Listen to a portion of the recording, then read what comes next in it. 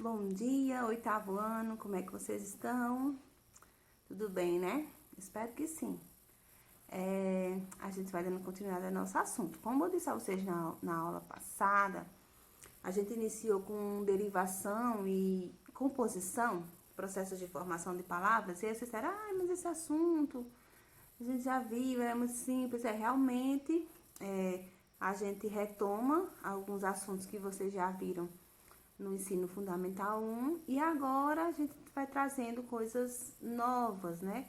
Mais coisas, mais elementos para o aprendizado de vocês. Então, a gente dá continuidade. A atividade de hoje é na folha, tá? Nos processos de formação de palavras. Eu vou explicar detalhadamente cada um dos processos. Vocês, com a folhinha, vocês vão acompanhando para que vocês possam responder da melhor forma possível, né? Para que tenham menor dúvida. Mesmo assim, se ainda houver dúvida, vocês sabem que podem entrar em contato comigo.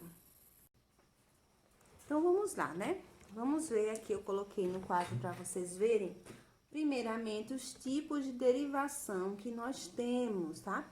Por quê? Porque a gente só viu até agora derivação prefixal e sufixal. Então, vamos lembrar, o que é uma derivação? Observe que vocês vão, primeira folha de vocês já iniciam com esses tipos de derivação aqui. A derivação é quando você forma uma palavra a partir de outra. Eu tenho uma palavra que já existe, então eu vou criar uma nova palavra a partir dela. E aí, para formar essa palavra, eu posso juntar um prefixo, juntar um sufixo e formar essa palavra, tá? Então, esse esqueminha, até se vocês quiserem copiar no caderno de vocês, para lembrarem, a gente tem aqui 6 tipos de derivação, não são apenas 2, são 6, certo?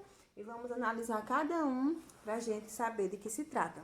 Então, vamos começar aqui com a prefixal. Bom, o próprio nome está dizendo, a derivação prefixal é quando eu junto um prefixo, ou seja, é um pedacinho que vem no início da palavra. Então, por exemplo, da palavra feliz, que é a palavra primitiva, eu junto in e eu vou formar a palavra infeliz. Tá? Então, observem que aqui eu juntei um prefixo nessa palavra, tá? Então, eu tenho uma palavra base que é feliz, é a palavra primitiva, e infeliz é a palavra derivada, ok? Então, o segundo é a derivação sufixal, que é quando eu junto um sufixo, que diferente da derivação prefixal, que ele vem no início, sufixal ele vem no final da palavra primitiva. Então, eu vou fazer aqui a palavra felizmente. Então, felizmente, junto aqui o sufixo mente e eu vou formar uma nova palavra, felizmente. Aqui eu tenho uma derivação sufixal, certo? E aí, a gente vai ver esses novos aqui que vocês não conheciam. Eu vou só acrescentar aqui prefixal e sufixal, porque o próprio nome está dizendo é quando eu junto um prefixo e um sufixo na mesma palavra. E eu vou usar, inclusive, essas daqui para que a gente possa formar. Como não cabe aqui na frente, eu vou colocar aqui embaixo. Então, na palavra feliz, eu posso juntar o prefixo in, certo? Infeliz. E colocar o sufixo mente, formando assim a palavra infelizmente. Então, observem que ela tem um prefixo e ela tem um sufixo, por isso que é uma derivação prefixal e sufixal, certo? Então, observem que está aqui, na de vocês. Eu pulei a parassintética, vou explicar para vocês agora a parassintética. Parassintética, gente, ela também é uma formação que vai juntar prefixo e sufixo na palavra. Mas só que ela não é prefixal e sufixal. Por que não? Porque esses prefixos e sufixos, eles se juntam simultaneamente na palavra. Não é assim, coloca primeiro o prefixo, depois o sufixo. Tem que ser os dois ao mesmo tempo. E aí, como assim? Eu não estou entendendo qual a diferença. Aqui eu também não coloquei os dois ao mesmo tempo? Não. Aqui primeiro eu coloquei o in, depois eu coloquei o mente. Por exemplo, vou dar um exemplo aqui. amanhecer. Amanhecer, eu juntei o prefixo a e o sufixo ec na palavra manhã, tá? Então, eu tenho prefixo e sufixo. Aqui também tem um prefixo e sufixo. E como é que eu vou saber diferenciar se é uma parasintética ou se é uma derivação prefixal e sufixal? Bom, é muito simples. Eu vou passar para vocês a dica agora. Bom, é só você observar se essa palavra, ela existe sem o prefixo ou sem o sufixo. Você faz assim, ó. Eu tiro o prefixo in, vai ficar felizmente. É uma palavra tranquila, todo mundo conhece a palavra felizmente. Eu tiro o mente, vai ficar infeliz. Então, existe as duas formas da palavra. Então, é prefixal e sufixal. Quer dizer que eu coloquei um e depois eu coloquei o outro. Já aqui na parasintética não é dessa forma. Essas duas partezinhas é como se elas se juntassem assim, ó. De uma vez só, na palavra original. É tanto que, se eu tirar o prefixo a, vai ficar a palavra amanhecer. Gente, essa palavra não existe, tá? Não existe na nossa língua. Se eu tirar o ec, vai ficar amanhã. Amanhe. Também não existe essa palavra, tá? Então, por isso que isso aqui é uma parasintética. É só vocês observarem. Se você retirar um ou o outro e for uma palavra que não existe na nossa língua, significa que esses prefixos e sufixos, eles foram juntos ali na palavra primitiva de uma vez só. Então, eu não posso retirar um ou o outro, porque os dois foram colocados juntos. Eu só posso tirar os dois, tá? Senão vai ficar sem sentido. Isso aqui é uma derivação parasintética. Deu para entender? Se não tiver dado para entender, eu explico para vocês mais uma vez, é só vocês me perguntarem, viu? Mas é isso, parasintética, os dois, eles vêm de uma vez só. Então, eles só podem sair de uma vez só. Eu não posso tirar um e depois tirar o outro. Não, porque se eu tirar um, vai ficar sem sentido o restante que ficar. Já na prefixal e sufixal, não. Na prefixal e sufixal, se eu tirar um, continua o outro lá e aquela palavra existe, aquela palavra tem sentido e está lá no dicionário da nossa língua, tá bom? Então, essas duas aqui são parecidas, mas observe que elas não são a mesma coisa, né? Tem uma característica bem própria delas. Então, vamos ver agora a regressiva. Bom, o próprio nome está dizendo. Regressiva, regredir. Então, nesse caso aqui, ela vai diminuir, certo? Eu tenho a palavra base, a palavra original, e para eu formar a palavra derivada, ao invés de ganhar elementos, ela vai perder. Como assim? Vou dar um exemplo para vocês. Então, vamos pensar. Eu tenho o verbo almoçar. Então, eu vou almoçar. Então, da palavra almoçar, eu derivo o substantivo almoço, certo? Então, vamos analisar aqui. Deixa eu colocar aqui. Almoço. Almoço é derivado de almoçar. Observem que de almoçar para almoço, ele perde o elemento. Ó, ele perde aqui o R e o A se transforma no O. Então, se perdeu o elemento, ele regrediu e é uma derivação regressiva. Então, por exemplo, do verbo buscar, eu tenho busca. De conquistar, eu tenho conquista. De chorar, eu tenho choro. Então, todas essas, para formar o substantivo de verbal, como vocês já conhecem, porque eu já falei nisso, ele perde um elemento. Então, por isso que é chamada de regressiva, porque ele regride, ele diminui, tá bom? Que é simples. E, por último, a gente tem a derivação imprópria. Eu coloquei aqui como exemplo da derivação imprópria, tá? Esse substantivo busca, ou é verbo? Não sei, vamos ver aqui. Por que é derivação imprópria? Ela é imprópria porque não é propriamente uma palavra que forma outra. É como se fosse a mesma palavra. Ela na escrita é a mesma coisa, só que dependendo do contexto, tá?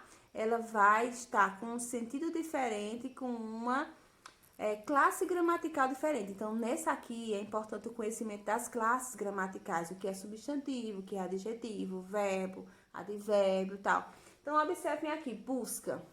Eu vou dizer para vocês, por exemplo, a busca pelos desaparecidos terminou pela madrugada. Então, eu tenho aqui a busca. Busca vai ser um substantivo, tá? Substantivo.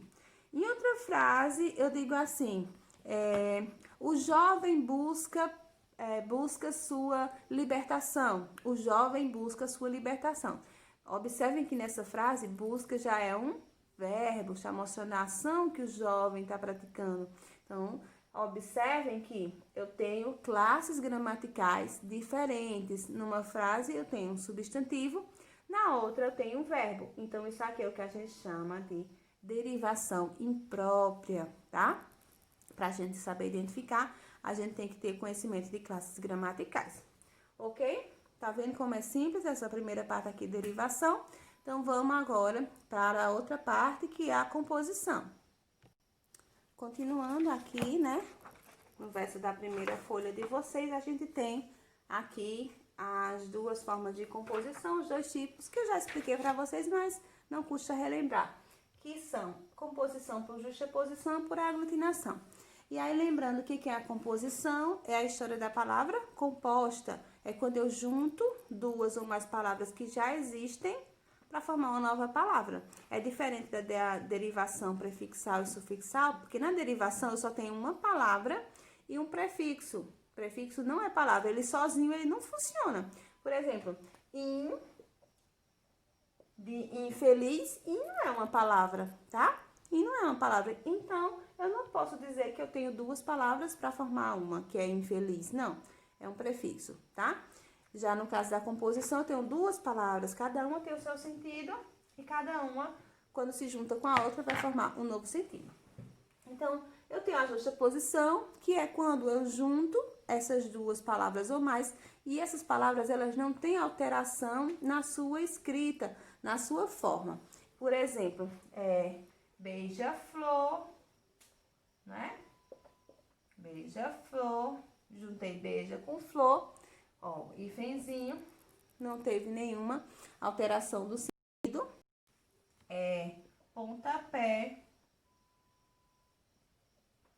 juntei ponta mais pé, não teve alteração nenhuma no sentido, assim, na escrita, né? No sentido original, porque quando elas se juntaram, elas formaram um novo sentido. Observem que tanto faz ter hífen ou não, o importante que a gente observa na justaposição é que não perca nenhum elemento da palavra original, tá? Já na aglutinação, existe uma perda de alguns elementos, tá? Como a gente observou na última aula, na palavra aguardente, se vocês observarem aqui, aguardente, ela é formada de água mais ardente e aqui foi perdido uma letra A de uma palavra, então por isso que é aglutinação. Aí tem também a palavra planalto, tá? Que é formada por plano mais alto. Observem que aqui não é plano alto, o O, ele se perdeu aqui. Então, por isso que é chamado de aglutinação, porque houve perda de algum elemento. Continuando, vamos ver outros processos que não são derivação nem composição. Estão vendo que a gente viu hoje já muita coisa nova. Só de derivação a gente já viu 6 tipos hoje. Composição a gente viu 2 que vocês já tinham visto na aula passada. Então, continuando aqui nessa folhinha, no finalzinho a gente já tem um dos outros processos de formação de palavras, que é onomatopeia. Então, o que é uma onomatopeia? São palavras que elas imitam sons, certo? Sons de quê? São sons de sinos, fogos, armas de fogos, campainhas, veículos, instrumentos musicais, vozes de animais. São sons e ruídos, certo? Então, não é fala de pessoas, de personagens, não. Existe para isso uma interjeição, por exemplo, ai, ui, não é isso aqui não. Onomatopeia são sons e ruídos, uma batida de porta, um pingo de água caindo, certo? Por exemplo, aqui, ó, zzz, né? Esse zzz que a gente vê muito nas histórias em quadrinhos e tal, significa que a pessoa está dormindo. Isso aqui é uma onomatopeia, então é uma formação de palavras. É uma tentativa de reproduzir um som, é o que a gente chama de onomatopeia. Então, outros processos também que a gente tem, é o que a gente chama de redução. Nada mais é do que reduzir, tá? Então, quais são esses processos de redução mais conhecidos? A gente tem sigla, abreviação e abreviatura, gente, tá? Tá aqui, ó, no comecinho da folhinha de vocês aqui, antes do exercício, do primeiro exercício.